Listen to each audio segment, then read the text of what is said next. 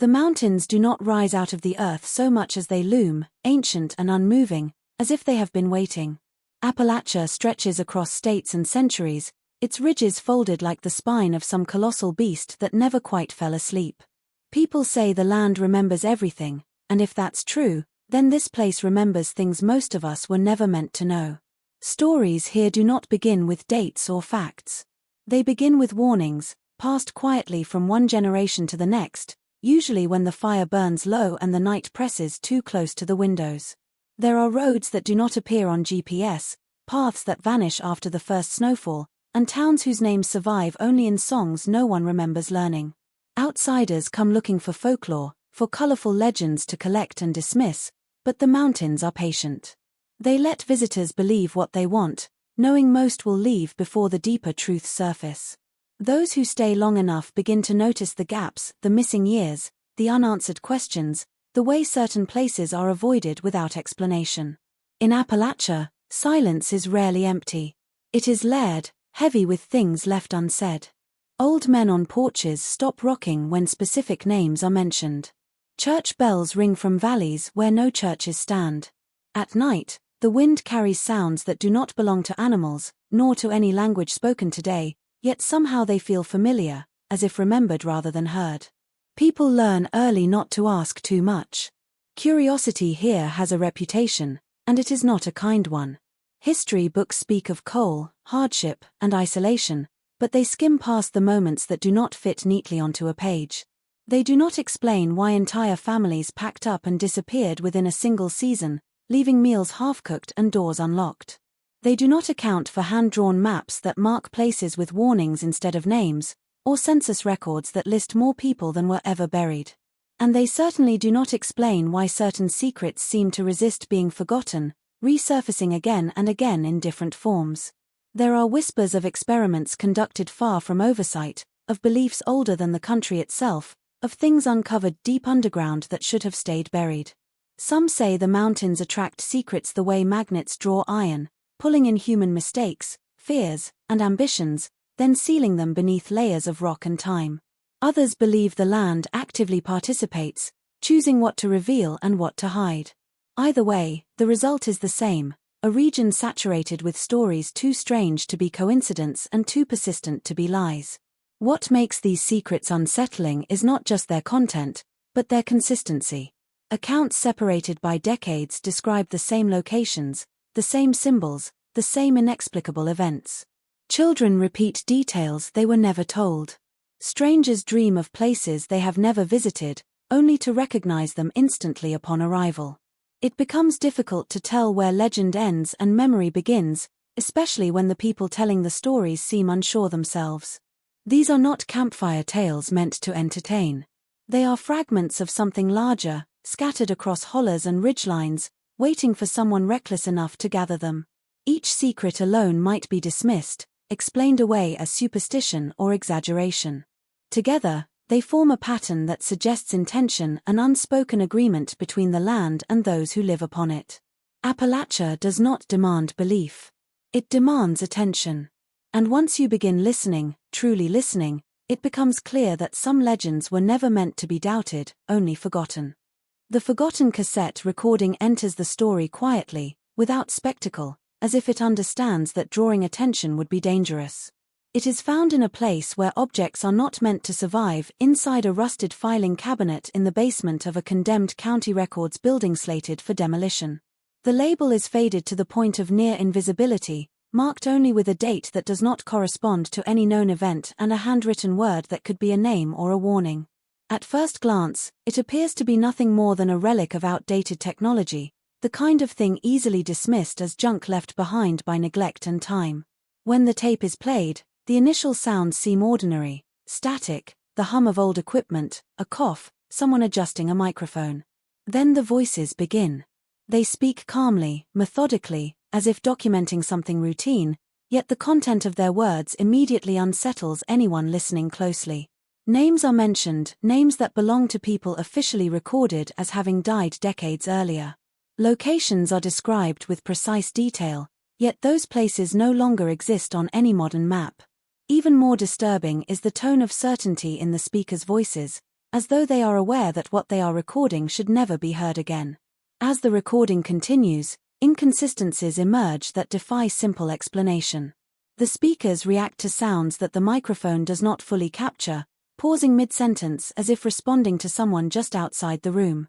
At moments, additional voices surface faintly beneath the main dialogue, overlapping in a way that suggests more people were present than officially acknowledged.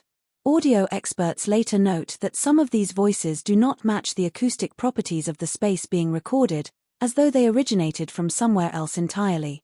The most chilling detail lies in the timestamps embedded in the recording.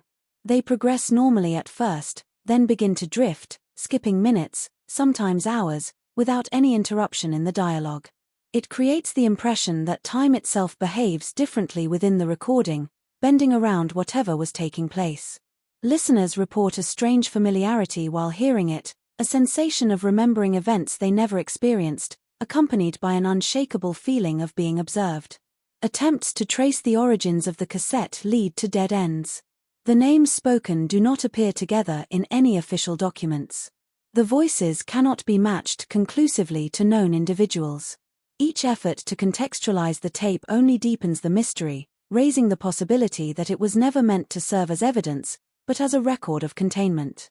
Rather than documenting history, the cassette seems to preserve something unfinished, something that did not end when the people involved supposedly did, leaving behind a fragile, magnetic echo that refuses to stay silent. The town first appears as a footnote in a set of brittle, hand-drawn maps stored in a university archive, its name written in ink darker than the rest, as if the cartographer pressed harder when marking it. At the time the map was created, the town was positioned along what should have been a busy route, surrounded by rivers, rail lines, and neighboring settlements that still exist today. Yet when researchers attempt to locate it using modern mapping systems, the place is entirely absent, not renamed or reclassified, but erased so completely that it appears the town never existed at all. Historical records confirm that the town once supported a population large enough to justify a post office, a school, and a rail stop, yet there is no official documentation explaining its decline or closure. Census data abruptly stops, skipping from one decade to the next without acknowledging any transition. Newspaper archives mention births, weddings, and minor disputes, then fall silent as if a curtain dropped over the entire community. Even more unsettling is the lack of disaster reports. No fire, flood, or economic collapse is recorded that could account for the disappearance of hundreds of people.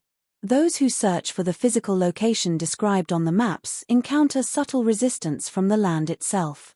Roads curve away unexpectedly, GPS signals falter, and landmarks refuse to align with historical descriptions. When hikers stray close to where the town should be, they report an unnatural quiet, as though the forest is holding its breath. Trees grow in odd patterns, forming unnatural clearings that suggest foundations once stood there, yet no visible ruins remain, not even debris buried beneath the soil. Local residents react strangely when asked about the town. Some claim they have never heard the name, while others recognize it immediately but refuse to discuss it further. A few elderly individuals admit that their parents warned them never to travel near that area, offering no explanation beyond vague references to things going wrong all at once. What is consistent is the shared insistence that the town was never abandoned in the ordinary sense. People did not leave gradually, nor did they die in a single event. The most troubling discovery comes from overlapping records that contradict one another. Deeds list properties still owned by families that have no living descendants. Tax documents suggest payments were collected years after the town's supposed disappearance. Even church registries include entries marked with symbols instead of dates, implying ceremonies that could not be classified as weddings or funerals. These fragments hint that the town did not simply vanish but was deliberately removed from collective memory, excised from maps and records as though acknowledging its existence posed a risk. The absence becomes a presence of its own, a blank space that draws attention precisely because of how carefully it has been maintained. The town lingers in the margins of history, not as a ruin to be rediscovered, but as a place that continues to exist in some unresolved state, suspended between being forgotten and being found. When outsiders begin asking questions, the response from locals is immediate but subtle, shaped by generations of learned caution rather than open hostility. Answers come slowly, if at all, and rarely address the question that was actually asked. Instead of facts, people offer fragments, half-finished sentences, old sayings, and warnings disguised as jokes. It creates the impression that everyone knows something important, yet no one is willing to be the first to say it out loud. Direct questions are often met with deflection. Ask about a place, and the response shifts to the weather. Ask about a name, and the conversation turns to family history that never quite connects back. This pattern is so consistent it feels rehearsed, as if the community has silently agreed on how to protect certain information without ever formally acknowledging it. Even younger residents, who claim no interest in old stories, instinctively mirror the same behavior, cutting off conversations at precise moments, their expressions tightening as though they've stepped too close to something dangerous. The language itself carries clues. Locals rarely use definitive statements when referring to sensitive topics, favoring phrases that leave room for uncertainty. They speak in conditionals and metaphors, suggesting events rather than confirming them. Phrases like "it didn't sit right" or "things weren't the same after that" appear again and again, standing in place of explanations. The repetition of these expressions across different towns and generations suggests they were inherited rather than invented, a verbal shield passed down to avoid speaking names or details that might invite attention. Body language often says more than words. Conversations end abruptly when certain landmarks are mentioned. Chairs scrape back, eyes drop, and hands busy themselves with small tasks. In some cases, people physically reposition themselves, stepping closer to doorways or windows as if preparing for interruption. The tension that follows is not fear in the immediate sense, but something heavier, closer to obligation. It feels less like people are hiding the truth out of self-interest and more like they are honoring a promise made long before they were born. Occasionally, someone slips. A name is spoken too clearly, a date mentioned without hesitation. When this happens, the atmosphere changes instantly. Others intervene, laughing too loudly, interrupting, or steering the conversation away with surprising urgency. Later, those same individuals often apologize privately, not for the interruption, but for allowing the conversation to go as far as it did. They warn that certain questions carry consequences, though they struggle to articulate what those consequences might be. What becomes clear over time is that silence in Appalachia is not ignorance. It is an active practice, carefully maintained. The refusal to answer directly is not about denying the past, but about containing it. Stories, once spoken plainly, have a way of gaining weight, of pressing outward into the present. By breaking them into fragments and half-statements, locals keep them manageable, preserving a fragile balance between remembering too much and forgetting entirely. The mountains listen, they say, and it is better not to speak in ways that invite them to respond. The abandoned mine sits beyond the last maintained road, hidden behind a curtain of overgrowth that suggests nature has been working deliberately to conceal it. From the outside, it appears no different from countless other shafts scattered throughout Appalachia. Its entrance collapsed just enough to discourage casual exploration but not enough to seal it completely. What draws attention are the markings etched into the exposed stone, visible only when the light hits them at certain angles, lines cut too cleanly and with too much intention to be the result of natural fractures or mining tools. As explorers move deeper inside, the carvings become more frequent and more complex. They are not random symbols or decorative patterns but repeat in a structured sequence, as though they form a language or system of meaning. Some resemble distorted geometric shapes, while others mimic figures that suggest movement rather than stillness. What is most unsettling is their consistency across different depths of the mine, carved by what appears to be the same hand or guided by the same rules, even though historical records show the mine was operated by different crews over several decades. Tool marks around the symbols indicate they were made slowly and carefully, not hastily scratched in moments of boredom or superstition. There is no evidence of hesitation or correction, implying that whoever carved them knew exactly what they were doing. In places, the carvings overlay older mining supports, meaning they were added after the infrastructure was already in place, long after the mine was considered unsafe or inactive. This timing raises uncomfortable questions about who would risk entering such a space without practical purpose. Further inside, the mine's acoustics change in unnatural ways. Sounds echo inconsistently, sometimes dampened entirely, other times amplified as if the walls themselves are responding.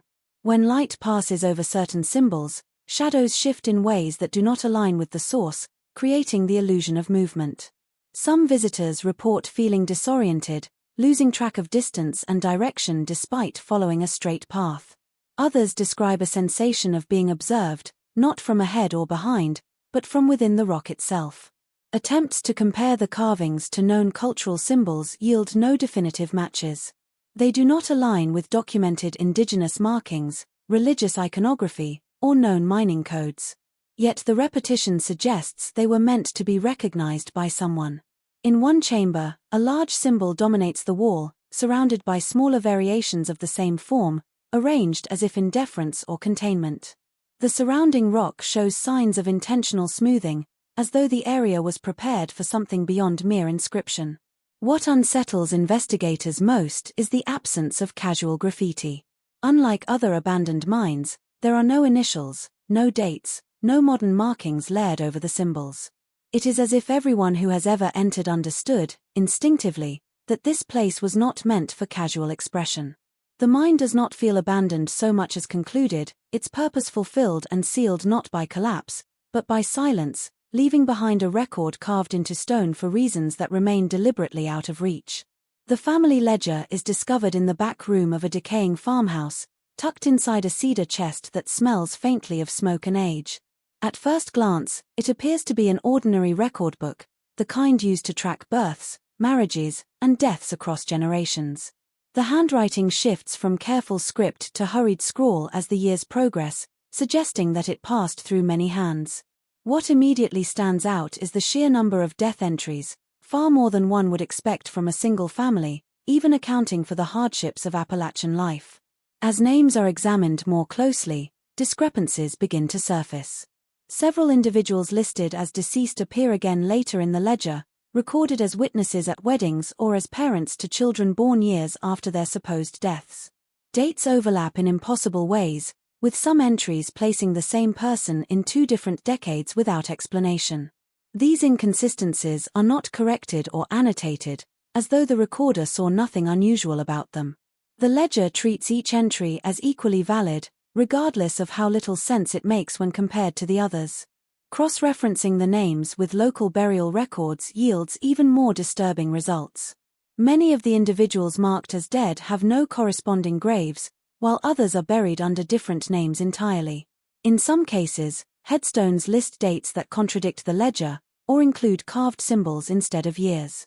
Local historians suggest clerical errors, but the pattern is too consistent, too widespread, to be dismissed so easily. It becomes clear that the ledger is not simply wrong, it is documenting a different version of events. What makes the record truly unsettling is how familiar the names feel to current residents. When shown the ledger, people recognize surnames immediately, even if they cannot trace a direct connection. Some claim to have known individuals with the same names, insisting they are alive, only to realize the ledger describes their deaths in detail decades earlier. Others recall hearing the names spoken in childhood, associated with warnings or stories that were never fully explained. The language used in the death entries is unusually vague. Causes are described with phrases like went quiet, taken below, or did not return whole. These are not medical descriptions, nor do they align with known accidents or illnesses. They suggest transitions rather than endings, departures rather than conclusions. In several instances, the same phrase is used repeatedly across generations, as if it refers to a recurring event rather than an individual fate. As the ledger continues toward its final pages, the entries become more frantic. Ink blots obscure names, and margins fill with cramped notes that seem to argue with one another. One hand insists on recording a death, while another adds a later note contradicting it. The final recorded name belongs to someone who, according to living memory, never died at all. The ledger closes without explanation, leaving behind the disturbing implication that death, in this place, is not a fixed point but a condition that can be entered, exited, and rewritten, echoing through families long after it should have ended. As night settles over the mountains, the sounds that emerge do not follow the familiar rhythms of wildlife or weather. At first, They are easy to dismiss as wind threading through trees or distant animals calling to one another across valleys. But those who spend enough time listening begin to notice patterns that feel unsettlingly deliberate. The sounds rise and fall in cadence, pausing where breath should pause, overlapping where voices would interrupt one another, forming something that resembles conversation rather than noise. These whispers are not loud. They sit just beneath the threshold of clarity, forcing the listener to strain, to lean into the darkness as if proximity might sharpen meaning. Words never fully resolve, yet the structure remains unmistakable. There are moments when one sound seems to ask a question and another responds, softer, drawn out, as though reluctant to be heard. The effect is deeply personal, creating the impression that the mountains are speaking among themselves, indifferent to whether anyone understands. People who hear the whispers describe an odd familiarity, a sense that the voices are not foreign but remembered. Some swear they recognize the tone of relatives long deceased, not distinct enough to identify, but close enough to unsettle. Others claim the sounds mimic their own internal thoughts, echoing worries they never spoke aloud. The longer one listens, the harder it becomes to separate the whispers from imagination, and that uncertainty becomes part of the fear. Recordings made at night capture anomalies that defy easy explanation. Audio equipment picks up layered frequencies that do not align with known environmental sounds. When isolated, individual tracks resemble fragments of speech slowed or distorted, yet the original source remains unclear. More troubling is the way the sounds react to human presence. When someone moves closer, the whispers soften or scatter, only to resume once the listener retreats, suggesting awareness rather than randomness. Entire communities have adjusted their behavior around these sounds without openly acknowledging them. Windows are closed earlier than necessary. Conversations outdoors trail off after sunset. Children are taught not to respond if they think they hear their name carried on the wind. These habits are passed down casually, framed as common sense rather than fear, but the consistency across households suggests something learned through experience rather than caution alone. On certain nights, the whispers grow more insistent, carrying a sense of urgency that is difficult to describe. People report restless sleep, shared dreams, and an overwhelming feeling that something is being discussed just out of reach. By morning, the intensity fades, leaving behind only unease and the lingering question of what was said, and by whom. No one claims to understand the meaning of the conversations, only that they have been happening for as long as anyone can remember, woven into the fabric of the mountains like a second, unseen layer of life, speaking endlessly in the dark. The burned church foundation sits in a hollow at the edge of the forest, hidden by overgrown ferns and the skeletal remains of trees clawing toward the sky. From a distance, it appears nothing more than a charred clearing, the soil blackened and uneven, but a closer look reveals patterns that suggest intentionality rather than accidental destruction. The outlines of walls are faint but precise, and stone fragments form circles and angles that seem deliberately arranged. Ash still clings to cracks in the foundations, even decades after the fire, as if the ground remembers the blaze that consumed the building. Local lore speaks of the church in hushed tones, never openly recounting what happened. Residents refer to it only indirectly, calling it the place where the light went out or the gathering that wasn't. Those who lived in nearby hollers as children recall adults leaving the area in silence, refusing to discuss the event. No official record exists of a fire large enough to destroy a church, and contemporary newspapers mention nothing untoward.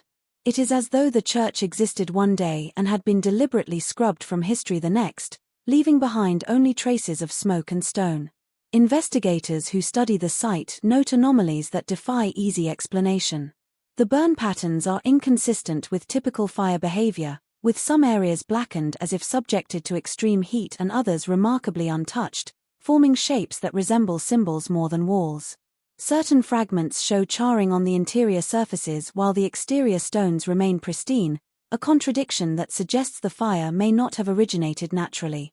Ash samples, when analyzed, reveal chemical compositions unlike anything expected from ordinary wood or coal fires, hinting at substances deliberately introduced to alter the blaze. The arrangement of the foundations suggests communal activity rather than solitary construction.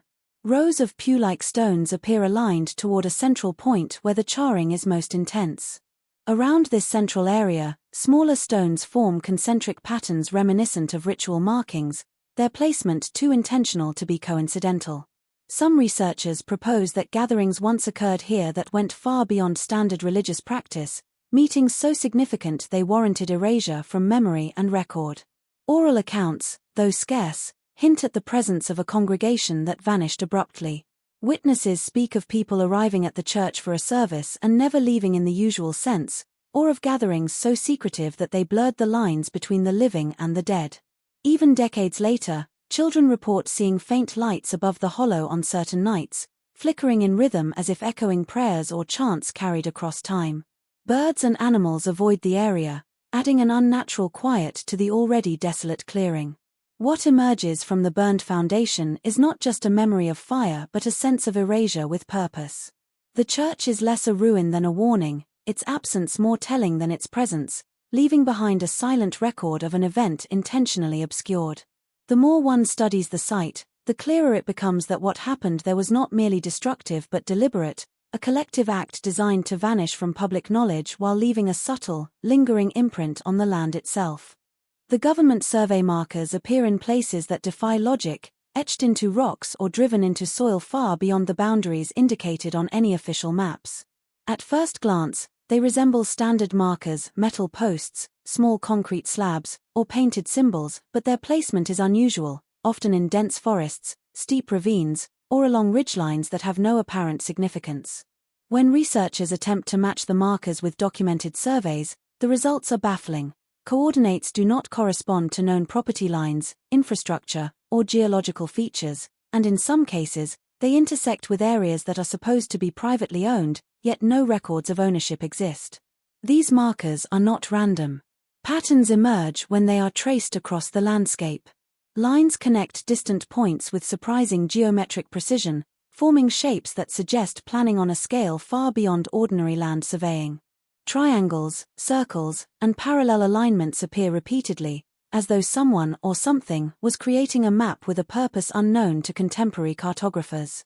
The repetition of patterns across multiple counties implies coordination, yet no government documentation corroborates these efforts, leaving the markers as silent and unexplained anomalies.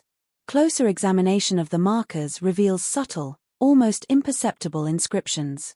Letters and numbers, sometimes scratched or stamped, do not match standard surveying codes.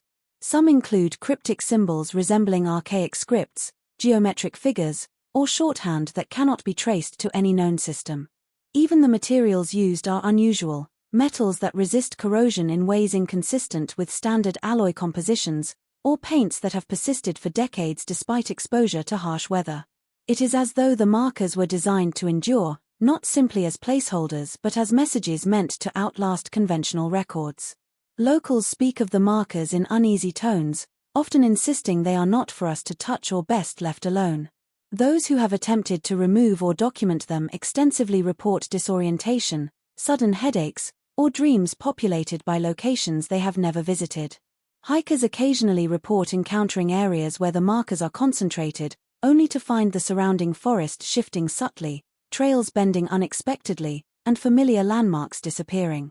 GPS devices often fail entirely, and compasses wobble in ways that suggest magnetic anomalies. Attempts to uncover the origin of the markers meet dead ends.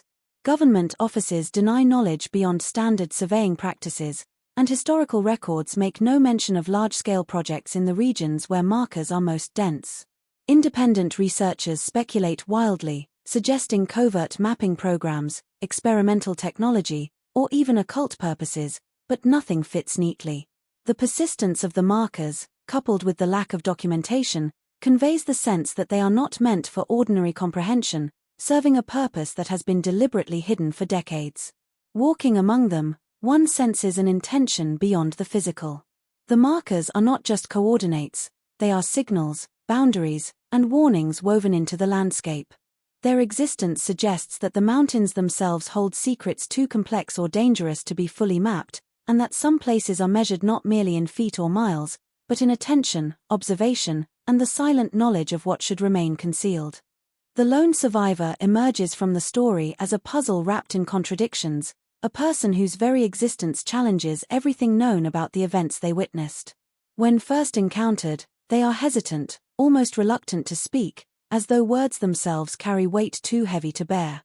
Their appearance is unremarkable in most ways, yet there is something in their eyes that suggests the memory of things that should not have been seen, experiences that ordinary understanding cannot accommodate. Their voice trembles when recalling events, not from fear alone, but from the strain of recounting a past that refuses to align with official records or public memory. The survivor's story begins with ordinary details, names, places, routines, but gradually diverges into accounts that contradict every known version of history. They describe families, towns, and gatherings that, according to every official document, should not exist. Entire communities vanish from maps while the survivor recounts the exact layout of homes and streets. Births and deaths are reversed in sequence, and people once thought dead are described with precision, living or altered in ways that defy expectation. Each description is accompanied by an unshakable certainty, a conviction that what they remember is real, even if no evidence exists to corroborate it. Attempts to cross-reference the survivor's testimony with archives, newspapers, or other sources repeatedly fail. Records are incomplete, contradictory, or entirely absent, as if someone or something has intervened to erase them. Historians and local researchers are confounded, forced to choose between dismissing the survivor as delusional or reconsidering everything they thought they knew. The survivor insists that there is a logic to the events, a pattern that exists outside conventional understanding, but explaining it fully risks confusion or disbelief. They offer fragments, hints of ceremonies, gatherings, and actions designed to contain or obscure, rather than to harm or reveal. What makes the survivor particularly unsettling is their intimate knowledge of the unseen. They describe spaces and moments invisible to outsiders, paths that vanish, objects that appear only under certain conditions, voices carried on the wind.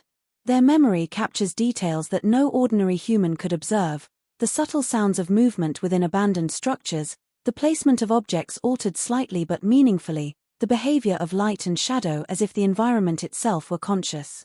Even when recounting mundane tasks, the narrative is layered with a tension that suggests everything is connected, every small detail part of a larger, hidden framework. The survivor's presence has an effect on others. Those who hear the story closely report a creeping unease, moments of disorientation, or fleeting glimpses of shapes in peripheral vision. Dreams are disturbed, memories of places and people become strangely intertwined with the survivor's recollections. In listening to them, one begins to understand that the survivor is not merely a witness but a vessel, carrying fragments of a reality that was meant to be forgotten or ignored.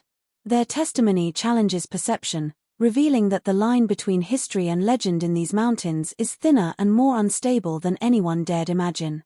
The realization comes slowly, almost imperceptibly, that some secrets of the region were not hidden to protect people, but to contain something far older and far more insistent than human memory.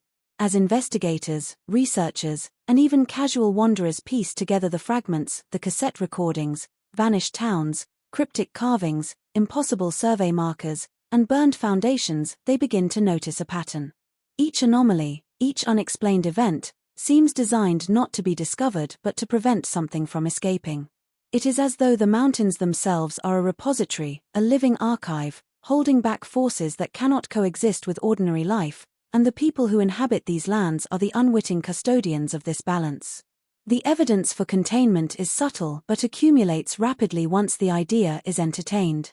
Symbols carved into mines, churches destroyed by fire yet leaving unnerving patterns, and records that contradict themselves all hint at a meticulous effort to manage or suppress information.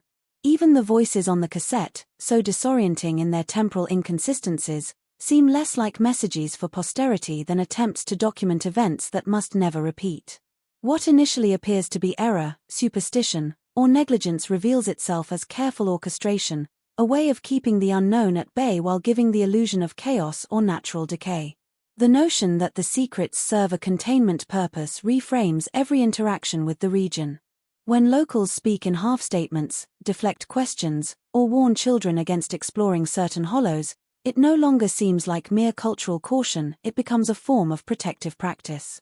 Stories that appear fantastical, riddled with contradictions and improbable events, are understood as mechanisms to encode rules without explicitly stating them, as if the very act of speaking the truth could compromise safety. Even geography and architecture, the paths that disappear, the foundations that survive only in outline, participate in this quiet, unspoken governance, shaping human behavior around what must remain contained. The more this pattern is examined, the more disturbing it becomes. Objects and sites that defy logical explanation, the markers, the burned church, the ledger of impossible deaths, reveal a consistent principle. They act as points of control. Boundaries are maintained, both visible and invisible, and the consequences of breaching them are suggested in whispered warnings, dreams, and subtle environmental anomalies. Anyone who disregards these warnings risks interacting with forces that are neither fully alive nor fully inert, elements of a hidden system that is both relentless and unforgiving. This perspective transforms the understanding of Appalachia from a region defined by isolation, hardship, and folklore into one that functions as a vast, intricate containment zone. The mountains, rivers, forests, and hollows are not merely backdrops, they are active participants in a long-standing effort to regulate what humans cannot comprehend. Each legend, each vanished town, each inexplicable artifact is a piece of a broader design, an interlocking network of measures intended to prevent the hidden from spilling into the everyday world. In seeing it this way, one begins to understand that what is most unsettling is not the stories themselves, but the purpose behind them, and the silent, persistent vigilance that has preserved them across generations.